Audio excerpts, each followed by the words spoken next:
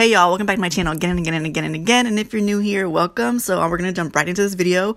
We're using the Coconut Repair Coconut Cream Deep Conditioner by Aunt Jackie's. Thank you to them once again for sponsoring this video. And make sure you check out the hashtag and all their social media. It'll be linked down below. So yeah, you don't have to use the items that I use in this video, the hats, the anything.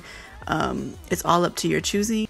So we're going to keep things short and simple. All I did is apply the deep conditioner, detangle with a brush, my fingers, whatever I have at the time or want to use to detangle. Then I flat twist both sides and I use anything, a hat, a beanie, you know, a little other kind of beanie, I don't even know what to call it, or I can use my deep conditioning cap underneath it. It's all up to you. I just use this so that it's easier for me to go out in public, because back in the day, if I was deep conditioning, that was the end of it. I could not make no plans, I could not leave the house, nothing was possible. So this made it a lot easier for me to leave the house, run errands, get things done while I was deep conditioning instead of staying in the house and all that jazz.